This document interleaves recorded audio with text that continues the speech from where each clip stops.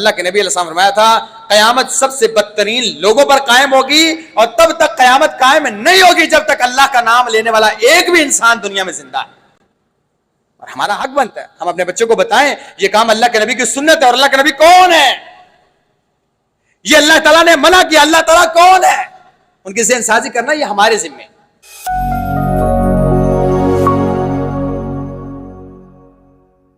ان الحمد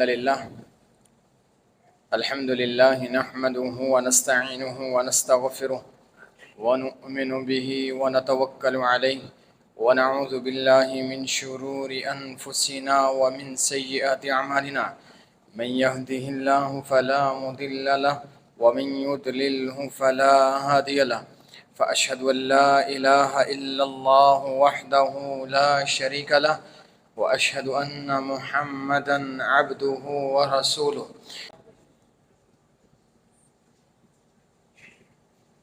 سامعین محترم، ہماری آج کی گفتگو بھی گزشتہ سے پیوستہ ہے۔ اللہ کے نبی صلی اللہ علیہ وسلم کی سیرت کے حوالے سے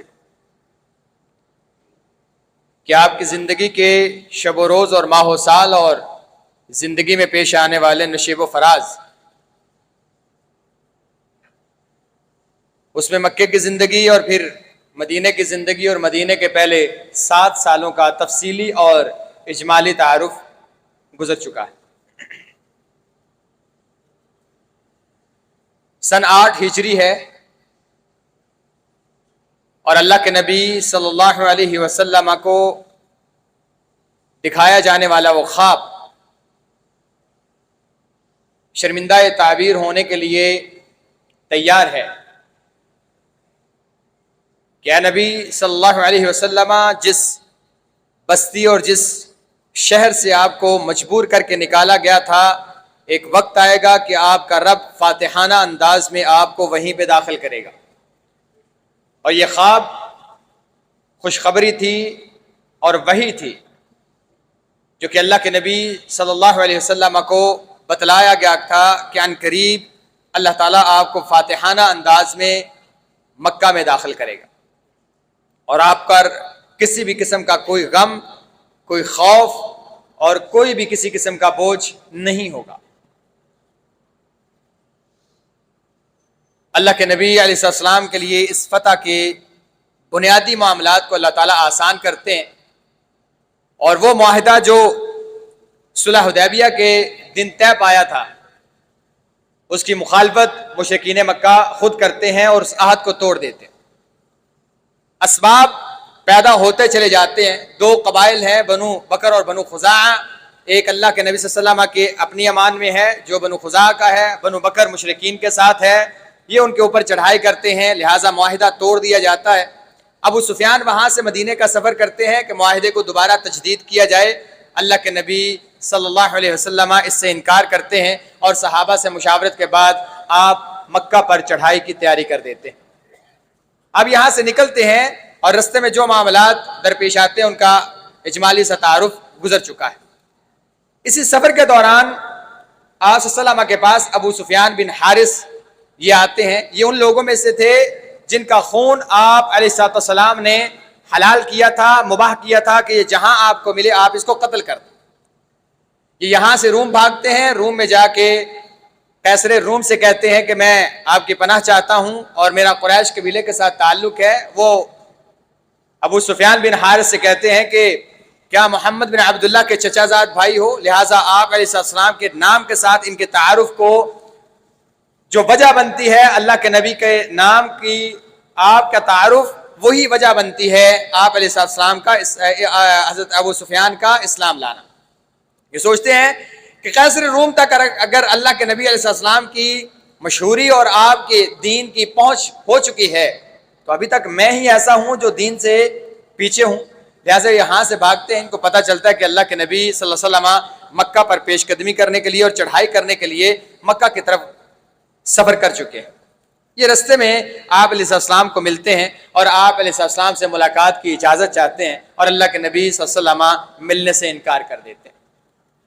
لہٰذا ام سلمہ رضی اللہ تعالی عنہا ان کو اس بات کی خبر ہوتی ہے، وہ اللہ کے نبی صلی اللہ علیہ وسلم کے پاس سفارش لے کے جاتی ہیں اور فرماتی ہیں کہ آپ کے چچا زاد بھائی ہیں، آپ کے رشتہ دار ہیں، آپ کے کنبے اور قبیلے سے ہیں، اگر آپ کو یہ معاملہ ہے کہ انہوں نے مجھے بڑی تکلیفیں دی ہیں تو کیا قریش نے سب نے تکلیفیں نہیں دی؟ مکہ کے اندر کون سا ایسا انسان ہے جو ابھی تک مسلمان نہیں ہوا، مشرک ہے، اور اس نے آپ کو تکلیفیں نہ دی ہوں؟ یا رسول اللہ وہ تو سب نے دی ہیں، اگر سب کو آپ نے معاف کیا ہے تو میری آپ مانیں، یہ سفارش قبول فرمائیں اور آپ ابو سفیان کو بھی معاف کر دیں۔ اللہ کے نبی علیہ السلام فرماتے ہیں ام سلمہ تجھے پتہ ہے ابو سفیان نے کیا کہا تھا؟ ابو سفیان نے مجھے کہا تھا تیرے ساتھ میں تب تک ایمان نہیں لاؤں گا جب تک میں دیکھوں کہ خود تو آسمان کی طرف چڑھ کے خود وحی نہ لے کے آئے۔ یعنی یہ باتیں ام سلمہ یہ باتیں کرنے والی ہیں، کہ یا رسول اللہ اس سے بڑی بڑی باتیں لوگوں نے کی ہیں، آپ نے معاف کر دیا ہے، اس کو بھی معاف کر دیں۔ لہٰذا جب یہ بات چیت ہو رہی ہے اور صحابہ کو پتہ چلتا ہے کہ ابو سفیان بن حارث کو کوئی معافی نہیں ملنے والی اور اللہ کے نبی علیہ السلام معاف نہیں رہے، تو ابو سفیان بن حارث کے پاس ایک چھوٹا سا بچہ ہے، وہ اللہ کے نبی کو کہتا ہے یا رسول اللہ صلی اللہ علیہ وسلم اللہ کی قسم آپ نے اگر مجھے معاف نہیں کیا اور میرے اسلام کو قبول نہیں کیا، میں اس بچے کے ساتھ جنگلات میں نکل جاؤں گا اور اس کو بھی اور خود بھی بھوکا اور پیاسا مر جاؤں گا، جان دے دوں گا، میں دوبارہ مکے کی طرف سفر نہیں کروں گا۔ لہٰذا اگر آپ چاہتے ہیں کہ میں بھوکا اور پیاسا مر جاؤں تو میں جنگلات کی طرف چلا جاتا ہوں، لیکن میری آپ سے التماس اور گزارش ہے کہ آپ میرے اسلام کو قبول کریں اور مجھے معاف کر دیں۔ لہٰذا اللہ کے نبی صلی اللہ علیہ وسلم اس سے فرماتے ہیں کہ جاؤ میں نے تمہیں معاف کیا۔ لہٰذا یہ دائرہ اسلام میں داخل ہو جاتا ہے۔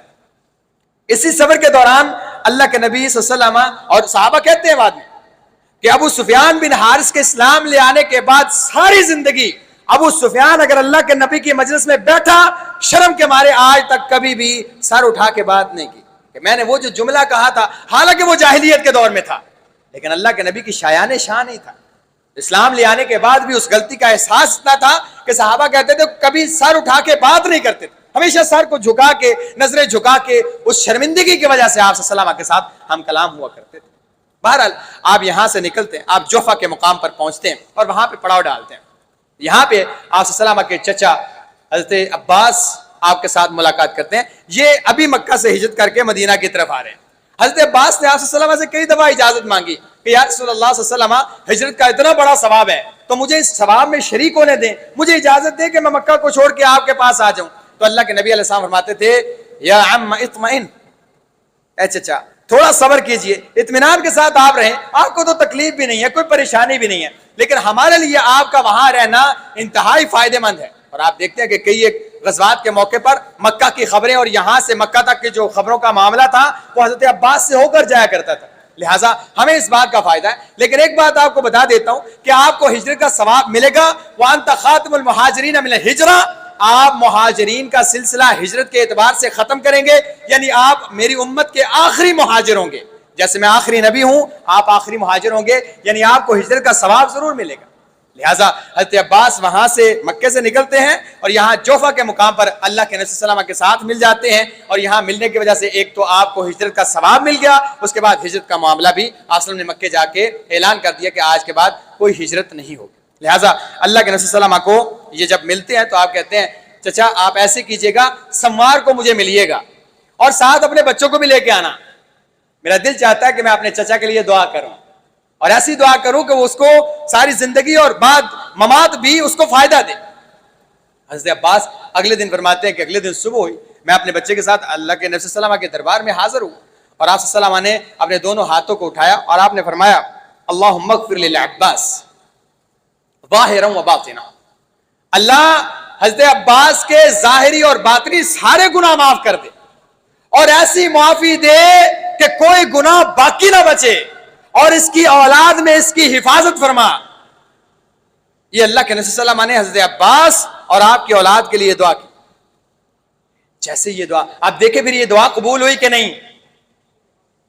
اللہ تعالیٰ نے آپ کو عبداللہ بن عباس جیسا بیٹا جو حبر الامہ ہے، مفسر قرآن، جس کے بارے میں اللہ کے نبی صلی اللہ علیہ وسلم کی کئی دعائیں ہیں، اللہ عبداللہ کو کتاب کا علم عطا کر، اسے تفسیر کا علم عطا کر، اس کو برکت عطا کر۔ یہ کون ہے؟ عباس کا بیٹا رضی اللہ تعالی عنہما، یعنی یہ اولاد ہے حضرت عباس کی، حضرت عبداللہ بن عباس، یعنی اولاد بھی، اولاد میں اللہ تعالیٰ نے حفاظت کیسے کی، اللہ کے نبی کی دعا قبول کیسے ہوئی۔ حضرت عمر رضی اللہ عنہ کے بارے میں حضرت عباس کہتے ہیں، حضرت عبداللہ بن عباس کہتے ہیں مجھے یعنی میں عبداللہ کو، حالانکہ میں بچپن میں تھا، چھوٹا سا تھا، بچہ تھا 9-10 سال کا، تو حضرت عمر رضی اللہ تعالیٰ مجھے بدر کے صحابہ جو تھے، حالانکہ بدر کے صحابہ کے درمیان ایک فضیلت تھی، یعنی بڑے بڑے صحابہ بدر میں شریک ہونے والے صحابہ کو بڑی عزت کی نگاہ سے دیکھتے تھے، تو جو بدر میں شریک ہونے والے بڑے بڑے بزرگ صحابہ تھے، جب مجلس میں وہ بیٹھے ہوتے تو حضرت عمر مجھے بھی ان کے درمیان بٹھاتے، میری عزت اور تکریم کے لیے۔ کچھ لوگوں نے محسوس کیا کہ بھائی بزرگ بیٹھے ہوتے ہیں، بچوں کو بٹھا دیتے ہو۔ اچھا، یہاں سے ایک نقطہ یہ بھی ہے، آگے چل کے آئے گا بھی، تھوڑا سا آگے ابھی میں اس کا ذکر بھی کروں گا۔ عبداللہ بن عباس کس میں سے ہیں؟ اہل بیت میں سے، حضرت عباس کے بیٹے ہیں۔ ان کو بدر کے صحابہ کے ساتھ عزت بخشنے والا کون ہے؟ حضرت عمر رضی اللہ تعالی۔ تو آپ سوچ سکتے ہیں کہ اہل بیت کی یہ تعظیم جو آج یہاں کی جاتی ہے وہ تعظیم ہے یا جو حضرت عمر کر رہے ہیں؟ یعنی حضرت عمر جانتے ہیں کہ اہل بیت کے ساتھ کیا معاملہ کرنا ہے، اور اہل بیت کے ساتھ محبت اور تعظیم کا جو لیول عمر کا ہے، آج کے محبان کا وہ نہیں ہے۔ عبداللہ بن عباس اہل بیت میں سے ہیں، اور ان کی تعظیم اور تشریف اور تکریم کون کر رہے ہیں؟ جن کو یہ سمجھتے ہیں کہ دائرہ اسلام سے نعوذ باللہ خارج ہے، جن کو یہ کہتے ہیں غاصب تھے، فلاں تھے، حق مارے تھے، بڑے بڑے بزرگوں کے درمیان بٹھانے کے لیے۔ اور معاملہ کیا ہے؟ میں نے کہا حضرت صاحب بزرگ بیٹھے ہوتے ہیں، بڑے بڑے صاحب ہیں، ایک شرف ہے، ایک مقام ہے، آپ ان میں بچوں کو بٹھا دیتے ہیں۔ یعنی عبداللہ بچے ہیں، 9-10 سال کا بچہ یہاں بیٹھا ہوتا ہے، تو آپ، حضرت عمر نے کہا بھائی بات سنیں، جلدی نہ کریں، میری بات سن لیں ایک دفعہ۔ چلے میں آپ سے ایک سوال کرتا ہوں کہ اللہ تعالیٰ نے قرآن میں فرمایا اذا جاء نصر اللہ والفتح ورأيت الناس يدخلون في دین اللہ افواجا، یہ جو اللہ تعالیٰ نے سورہ نصر نازل کی ہے، اس میں اللہ تعالیٰ کیا فرماتے ہیں؟ اب صحابہ نے کہا، کچھ نے کہا یہاں پہ اللہ تعالیٰ نے کہا کہ اسلام اب غالب آ جائے گا، کچھ نے کہا کہ اللہ کے نبی صلی اللہ علیہ وسلم کو کہا گیا کہ آپ استغفار کریں، اللہ کی تسبیح کریں، کچھ نے کہا کہ اس بارے میں ہم جانتے نہیں، اپنی اپنی رائے تھی۔ کب غور سے سننا۔ عبداللہ آپ اس آیت کے بھائی سورت کے بارے میں کیا کہتے ہیں؟ عبداللہ بن عباس کہتے ہیں میری رائے اس کے بارے میں یہ ہے کہ اس سورت میں اللہ کے نبی صلی اللہ علیہ وسلم کو خبر دی گئی کہ آپ کی موت کا وقت قریب آ گیا ہے۔ فہم دیکھیں، یہ اللہ کے نبی کی دعا ہے۔ حضرت عمر کہتے ہیں عبداللہ جو تو کہہ رہا ہے نا وہی میری بھی رائے ہے، اس میں اللہ کے نبی صلی اللہ علیہ وسلم کو بتا دیا گیا کہ اب آپ کی اجل اور موت کا وقت قریب آن پہنچا ہے، دین غالب ہو چکا، آپ نے اپنا کام کر دیا، اب آپ اللہ کی طرف رجوع کریں، مزید استغفار کریں، تسبیح کریں، کیونکہ آپ میرے پاس آنے کا وقت ہو چکا ہے۔ آپ اس بچے کا وہ ذہنی لیول دیکھیں، اور حضرت عمر نے کس چیز پر ترجیح دی؟ علم کی بنیاد پر، اور کون سا علم؟ دین کا علم۔ اس کا فہم یہ ہے، اس کی سوچ یہ شرف اور عزت اور احترام کے قابل ہے۔ اور کن پر ترجیح دی؟ جو بدر والے صحابہ تھے ان پر۔ عبداللہ بن عباس کو ان کے درمیان بٹھا کے وہ عزت اور توقیر اور وقار دیا۔ یہاں پہ جس کو دین کا علم ہوتا ہے،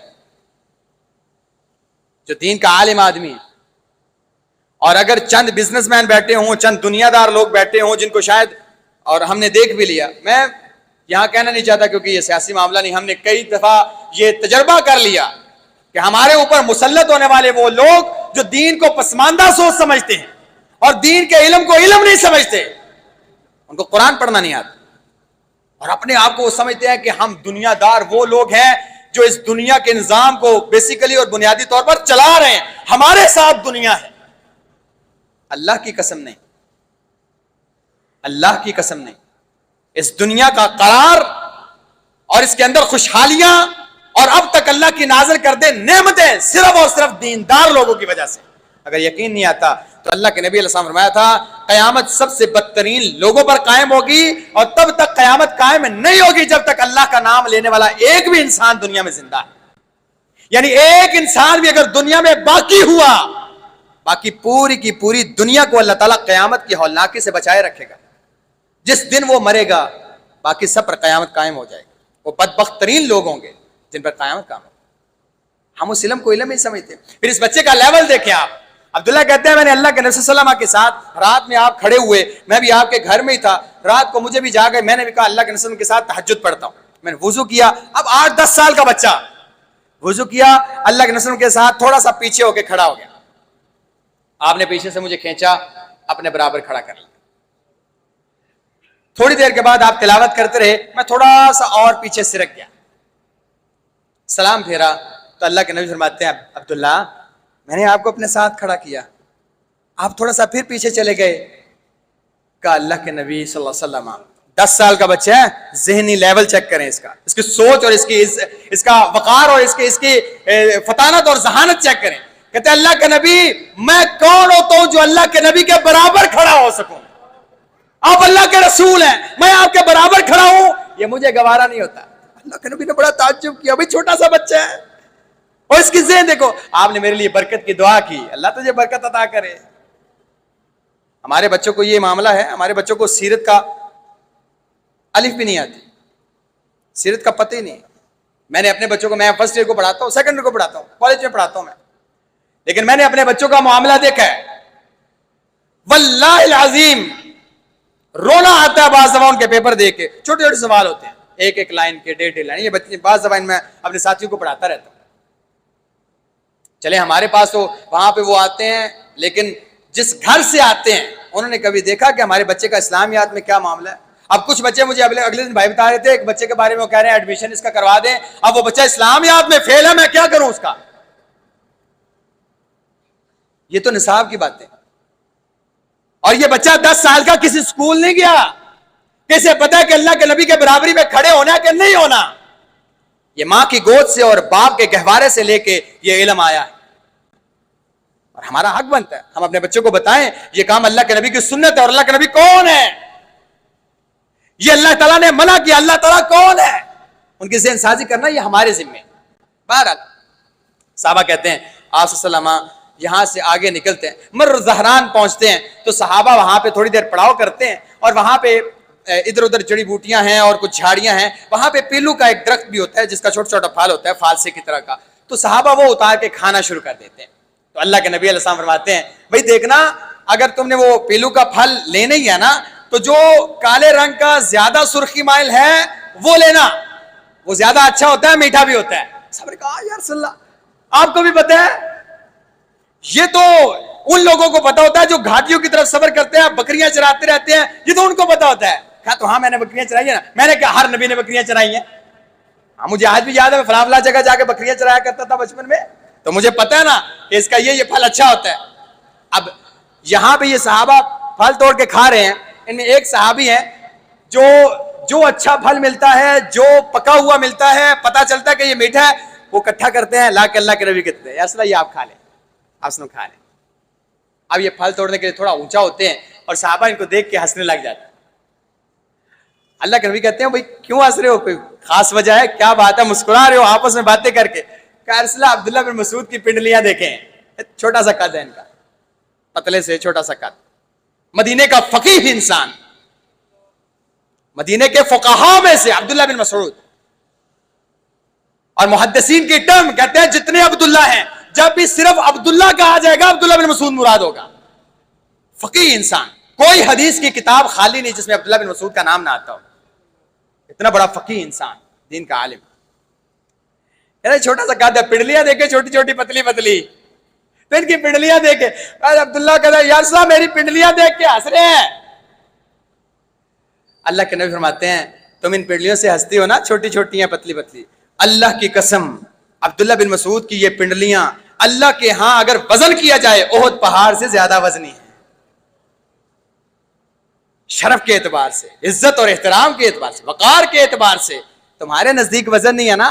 وزن کا معیار اور میزان تو اللہ کے ہاں ہے. اگر عبداللہ بن مسعود کی یہ پنڈلیاں تولی جائیں تو احد پہاڑ کا وزن کیا ہے, یہ پنڈلیاں اس سے زیادہ وزنی ہیں.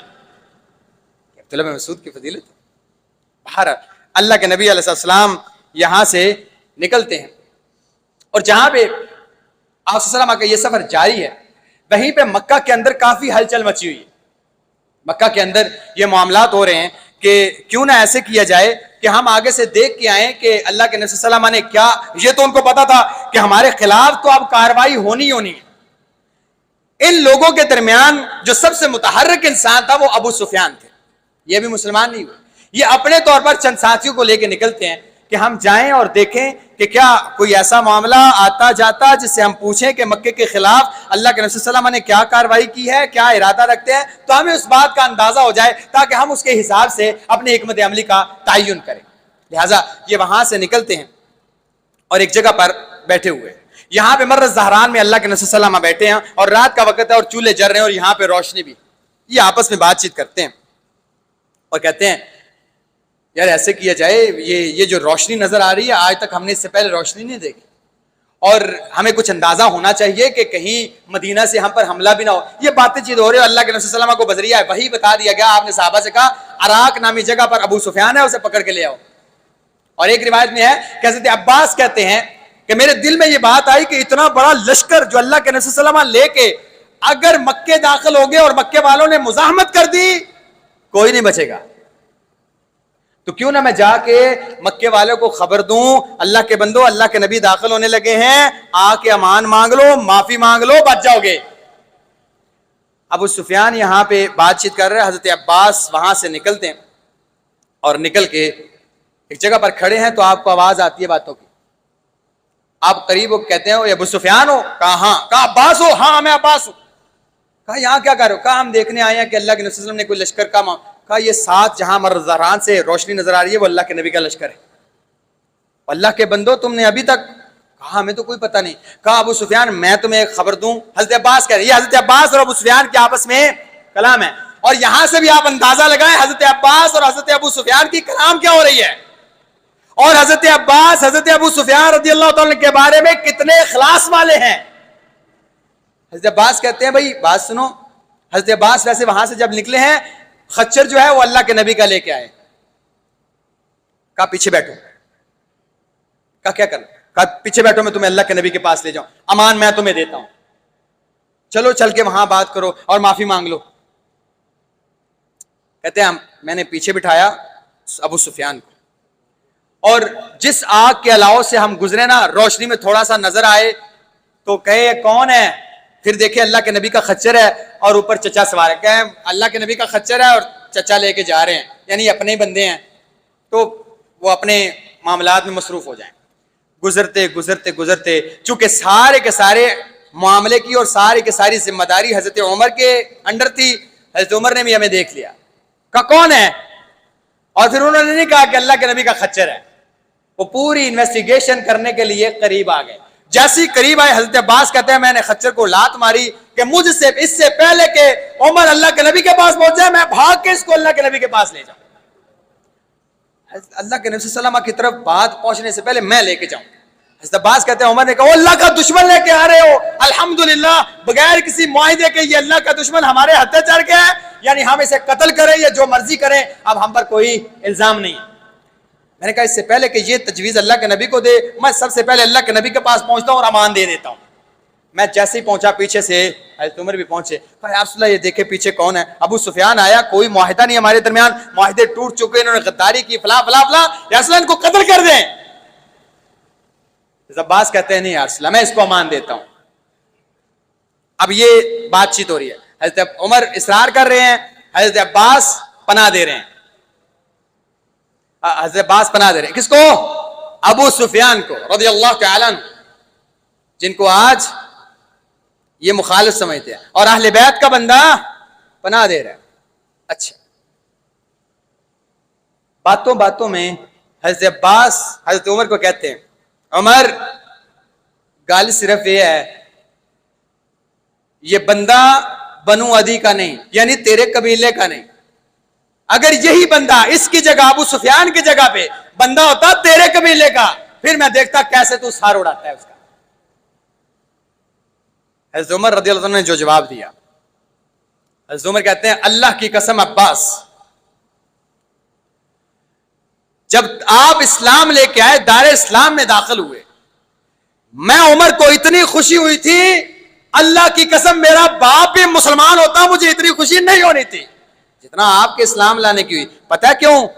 کیونکہ میرے باپ کے اسلام لانے سے اللہ کے نبی کو وہ خوشی نہیں ہونی تھی جو آپ کے اسلام لانے سے ہوئی.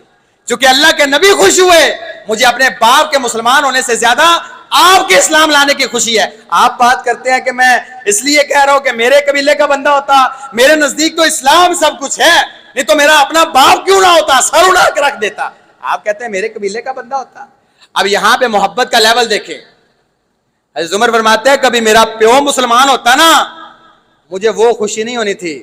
عباس آپ کے اسلام لانے کی جو مجھے خوشی ہوئی ہے. یہ کہتے ہیں اہل بیت سے محبت نہیں کرتے. دھوکے بازی ہے, فریب ہے, سیدھا سیدھا تاریخ کو مسخ کیا گیا ہے, صرف اور صرف شکوک و شبہات کا سہارا لیا گیا اور آنے والی نسل کو بتایا گیا کہ اللہ کے نبی کے ساتھی خائن تھے, ایماندار نہیں تھے. یہ تاریخ نہیں ہے. یعنی عباس کے بارے میں حضرت عمر کی رائے دیکھیں اور حضرت عباس کے ابو سفیان کے بارے میں رائے دیکھیں. اس سے پتہ چلے گا کہ صحابہ کے آپسی معاملات کتنے محبت والے اور کتنے آپس میں گجے ہوئے تھے. لیکن ایسا نہیں کرتے. اوپر اوپر سے اہل بیت سے محبت کا دعویٰ ہے اور اندر سے جڑیں کھوکھلی کر رہے ہیں دین کی, اسلام کی. ایسا ان کے چنگل میں نہ آئے. لہٰذا اللہ کے نبی صلی اللہ علیہ وسلم فرماتے ہیں آپ ایسا کرو, آپ کل آنا, عباس اپنی رہائش پہ لے جاؤ, کل اسے لے کے آنا. حضرت عباس رضی اللہ تعالیٰ ابو سفیان کو اپنے خیمے میں لے جاتے, پناہ دے دی, امان دے دی, کہا صبح لے کے آنا, پھر اس کا فیصلہ کریں گے کہ اس کے ساتھ کیا کرنا. حضرت عباس کہتے ہیں ہم رات گزار رہے, فجر کی اذان ہوئی تو لوگوں میں بھگدڑ مچی, ادھر ادھر پھیل گئے. ابو سفیان کہتا ہے یہ کیا ہوا ہے, یہ ادھر ادھر بھاگ کیوں رہے, ڈر گئے, یہ کیا معاملہ, میرے خیال سے کوئی حکم آ گیا کہ چلو بھائی نکلو, حملہ کرو. کہا کچھ نہیں ہوا, اذان ہوئی ہے, نماز کی تیاری کر رہے ہیں. کسی کو کوئی ہوش نہیں ہے کہ جنگ کا معاملہ ہے, ہم پڑاؤ پہ ہیں, نماز کی اتنی فکر ہے کہاں. اس کے بعد ابو سفیان دیکھتے ہیں کہ آپ اللہ اکبر کرتے ہیں, رکوع میں چلے جاتے ہیں, رکوع سے سر اٹھاتے ہیں, سارے اٹھ جاتے ہیں, یعنی اطاعت اور تابعداری کی عجیب مثال دیکھتے ہیں. کہا عباس یہ اسی طرح کرتے ہیں؟ کہا ہاں. جو کہتے وہی کرتے ہیں. کہا ہاں. اللہ کی قسم, حضرت عباس کہتے ہیں اللہ کی قسم اگر اللہ کے نبی کہہ دے کہ آج کے بعد کھانا پینا چھوڑ دو اور بھوکے اور پیاسے مر جاؤ, یہ مر جائیں گے, کھائیں پیئیں گے نہیں. اتنی تابعداری کرتا ہے. کہتے ہیں میں نے کیسروں کسرا کے سفر کیے, میں نے آج تک اتنی تابعداری کسی کی نہیں دیکھی, کمال ہو گیا. بہرحال صبح ہوتی ہے, یہ اللہ کے نبی صلی اللہ علیہ وسلم کے پاس لے کے آتے ہیں اور سب سے پہلے آپ کہتے ہیں ابو سفیان اب کوئی کسر رہ گئی ہے, یعنی کوئی کسر باقی ہے جو اب بھی تم چاہتے ہو کہ تمہیں مزید دلائل دکھائے جائیں, براہین اور آیات دکھائی جائیں, مزید کچھ دیکھنا چاہتے ہو تب مسلمان ہو گئے. کہا نہیں یا رسول اللہ, میں آج کے بعد کلمہ پڑھتا ہوں لا الہ الا اللہ محمد رسول اللہ, میں آج کے بعد دائرہ اسلام میں داخل ہوں. ابو سفیان مسلمان ہو. لیکن مزید ان کی تربیت کے لیے اللہ کے نبی صلی اللہ علیہ وسلم نے حضرت عباس سے کہا آپ اب ہم مکہ کی طرف پیش قدمی کرنے لگے ہیں, آپ ان کو فلاں جگہ پر فلاں پہاڑی پر لے کے جائیں. وجہ تاکہ مکہ کے اندر داخل ہوتے ہوئے لشکر کا ابو سفیان اپنی آنکھوں سے نظارہ کرے. حضرت عباس نے کہا یا رسول اللہ میں لے تو جاتا ہوں, ایک التماس ہے. ہاں ہاں چچا بولے. حضرت عباس کی بہت زیادہ عزت کرتے تھے اللہ کے نبی صلی اللہ علیہ وسلم. کہا جی بتائیں چچا. کہا ابو سفیان نا چودھری آدمی ہے, چودھری آدمی ہے, وڈیرا ہے, قبیلے میں اس کی عزت ہے, سردار آدمی ہے, سرپنچ ہے, پنچایت کا بندہ ہے, اسے کوئی اعزاز دے دیں جس سے خوش ہو جائے, پتا چلے سردار آدمی ہے, سردار کی بات ہے. اور اللہ کے رسول نے ویسے بھی اسلام کا قانون بنایا, انزل الناس منازلہم, لوگوں کے مرتبے اور مقام کے اعتبار سے ان کی عزت کیا کرو, ان کے مقام کا خیال رکھا کرو. اللہ کے نبی علیہ السلام نے فرمایا بیت اللہ کے اندر داخل ہو رہے ہیں, ہم مکہ کو فتح کر رہے ہیں, مکہ کے اندر کچھ لوگ ایسے ہیں جن کا خون حلال ہے, جاؤ مجھ پر جو کوئی کرتے رہے, اہل مکہ میں سے صحابہ پر جس نے جو کیا کیا, میرے ساتھ جو کیا کیا, اسلام کے ساتھ جو کیا کیا, ان سب لوگوں میں سے جو ابو سفیان کے گھر داخل ہو جائے گا اسے امان ہے. اور بتاؤ, یعنی ابو سفیان کا اسلام بھی قبول ہے, ٹھیک ہے, ابو سفیان کی ویلی میں جو چلا گیا اسے بھی امان ہے. یعنی اب تو چودھری کہہ سکتا نا جی میرے گھر آ جاؤ امان ہے, عزت کے مقام کے اعتبار سے آپ کو عزت دی گئی. کہا یا رسول اللہ ٹھیک ہے. کہا اسے پھر لے جاؤ وہاں سے یہ لشکر کا نظارہ کرے۔ اس کے بعد آپ صلی اللہ علیہ وسلم اپنے لشکر کو لے کے نکلتے ہیں، کس ترتیب کے ساتھ آپ مکہ میں داخل ہوتے ہیں۔ کئی ایسے بدبخت لوگ ہیں جن کے خون کو آپ صلی اللہ علیہ وسلم نے حلال قرار دیا اور کہا ان لوگوں میں سے کوئی اگر بیت اللہ کے غلاف کے ساتھ چپکا نظر آئے پھر بھی قتل کر دو، حرم کا خیال نہیں کرنا کہ حرم کے اندر قتل نہیں، یہ بیت اللہ کے ساتھ جا کے غلاف کعبہ کو پکڑ کے معافیا مانگے پھر بھی قتل کر دو۔ ان کا جرم کیا تھا؟ کن لوگوں کو معاف کیا، کون سے لوگ مسلمان ہوئے اور کن کو باوجود اس کے کہ وہ معافی مانگتے بھی قتل کر دیا گیا، یہ انشاءاللہ ہم اگلی نشست میں ذکر کریں گے۔ اقول قولی ھذا واستغفر اللہ لی ولکم ولسائر المسلمین من کل ذنب فاستغفروہ انہ هو الغفور الرحیم۔ اللہ نحمده ونستعینه ونستغفره ونؤمن به ونتوکل علیہ ونعوذ باللہ من شرور انفسنا ومن سیئات اعمالنا من يهده الله فلا مضل له ومن يضلل فلا هادي له، اما بعد فاعوذ باللہ من الشیطان الرجیم، بسم اللہ الرحمن الرحیم، وذکر فإن الذکریٰ تنفع المؤمنین، سبحان ربک رب العزة عما یصفون وسلام علی المرسلین والحمد للہ رب العالمین۔ احباب گرامی، اللہ کے نبی صلی اللہ علیہ وسلم کی سیرت کو جاننا، آپ کی سیرت پر عمل کرنا، یہ اللہ کے نبی صلی اللہ علیہ وسلم کے ساتھ محبت کا ایک معیار ہے اور محبت کا ایک انداز ہے۔ تو آپ صلی اللہ علیہ وسلم کے ساتھ محبت کا یہ انداز ہے، لیکن میں دیکھتا ہوں میرے سمیت ہم جس معاشرے میں یا جہاں پہ رہ رہے ہیں یا جس دور میں فتنوں والے دور میں ہیں، ہم انتہائی بے وفا واقع ہوئے، انتہائی بے وفا، انتہائی باغی واقع ہوئے۔ حضرت عباس رضی اللہ تعالیٰ کے ساتھ محبت کی وجہ سے حضرت عباس کے لیے اور ان کے اولاد کے لیے آپ صلی اللہ علیہ وسلم نے کیا کیا؟ دعا کی۔